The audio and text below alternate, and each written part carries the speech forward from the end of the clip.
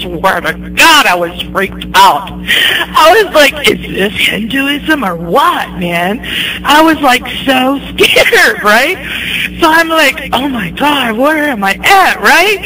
So I tell the sister, my God, I don't think I can stay in this place. It's kind of creepy, you know? She's like, no, come on upstairs. The sisters are upstairs. Because I was downstairs where the brother was. Because I'm a very nosy person. And whenever I go to a masjid, I like to walk through the whole thing and see how they decorate it and how it's done, right? So she said, come upstairs. You know, the sisters are upstairs. I said, okay. So now I'm already scared, right? Because I just seen this shrine thing going on. And I know this is haram.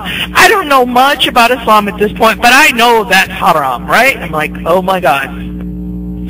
So I go upstairs, and when I get upstairs, the room is black. It's pitch dark. There's no lights on. They're burning candles and incense, and the women are chanting. I don't know what they were saying. Oh my God, it was so scary. I looked at them women. They were sitting in a circle, and I just got so scared. I ran out of there, and I ran outside, and I stood out. It was freezing outside. I stood outside because I couldn't get in the car because I didn't have the keys to the car because my girlfriend had the keys. I'm standing out there. She runs outside. She's like, come back in. I'm like, I'm not going back in that place. That's haram what they're doing. I will never go back in there. So this is just a few experiences at a Shi'i masjid. It's scary, people, I'm telling you, okay? So anyway, about 4 years into being Shiite. Now, this is the first year I did the whole beating my chest during the Shura, and, you know, we cried, we did everything, right? Okay? We did, now we do something different. We did something different that y'all didn't do. I noticed that during Ramadan. During Ramadan, no, wait a minute, is that the Ramadan? No, it's during Ramadan, on Laylatul Qadr night, okay, we would go to the masjid and you pray 100 rakats in the masjid. Like we'd stay there all day, all night. We'd just pray. You know, we did that stuff. So, yeah, I mean, like, they did a lot of stuff that was good and normal, you know.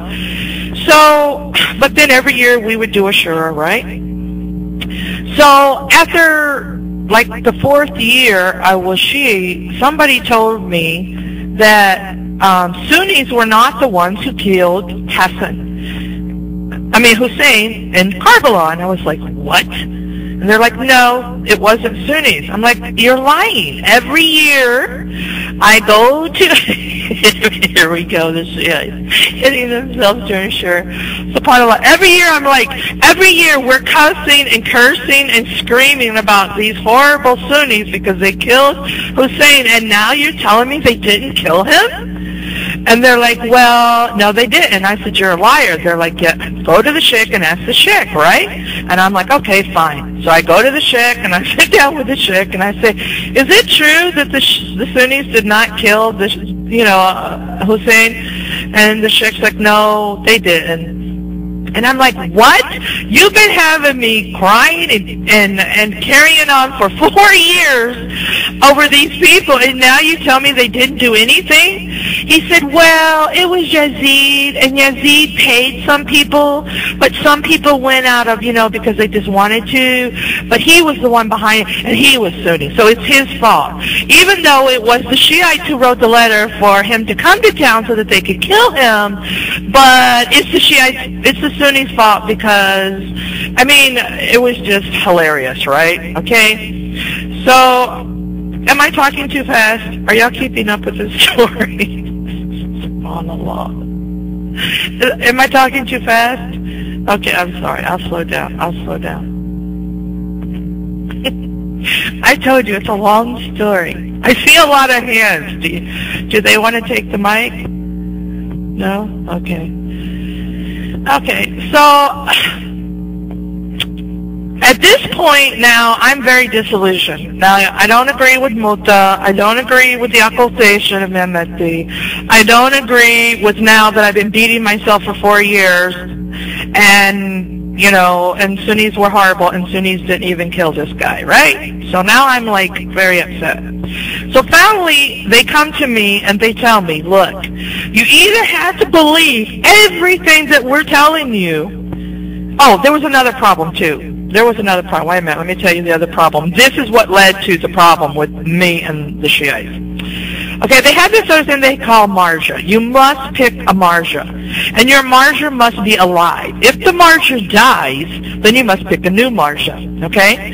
Now, the problem with this is that there is a marja in Iran, there's a marja in Iraq. Most of my thing happened to you as a Shia. I'm telling you, listen to this, right? So there's a marja in Lebanon, there's a marja in Iraq, there's a marja in Iran. Where else is there one? I think there's 2 in Iraq. 2 or 3 in Iraq. And Sajani's in Iran. Let's see. What's the guy in Lebanon? Oh, he's still there now. Oh, okay, wait a minute. Okay, a marja is their scholars. Like y'all call them muftis, they call them marjas. Okay? And a marja is somebody who's like 70 to 90 years old. Okay? And he's spent his whole life, like Khomeini was a marja. Hui was my marja, and then he died, so I had to pick another one. Okay? Fadallah was the second one I picked. He's from Lebanon. I'll tell you why I picked him too. But they're usually, really old. They spent their whole life studying. Okay, this is all they've done. They've been to Hausa. Hausa is like going to Egypt and going to Oxford Institute, university. Shiites go to Hausa, which is in Iran. It is where you go and you study nothing but, Quran and whatever. Okay? So, but as a Shiite, you must pick a marja. Okay, your prayers aren't accepted, nothing. Yeah, I have a very long story. I was Shiite for a very long time. If y'all don't want to hear this, I'll just make it short. I can tell y'all something short. You want me to tell you just a short way? Is this too long? Am I taking up y'all's time? Are you sure? I don't want to take over y'all's room. No, I did not go to Iran, but I was supposed to go to Hausa. They wanted me to go to Hausa, but I ended up getting married instead, so I didn't go. Alhamdulillah, because that would have been a big waste of time. SubhanAllah. Let's see, I forgot where I was in my story. Oh, wait. Okay, you had to pick a marja, right? And so, when you pick a marja, Sorry, sister, to read that. Sister, do not look to the text. Take your time. What you're saying actually right now is very, very important. And we would like everybody to listen to that. And if you don't mind, we're going to record you and put it in our link because it's very, very important to scandal the Shia. It's very important, especially if it came from someone like you who was Christian and you convert to Shiaism for a long time. And you end up find out that Shiaism is not Islam. It's very, very important. And anyone write on the text anything, just read that him. Read that him. Read that him. Anyone. Mike is yours. Take your time, don't worry about it. Mike is yours. Assalamu alaikum warahmatullahi wabarakatuh. Okay, thank you. Okay, so with the Shiites, you have to pick a marja, or your prayers are not accepted.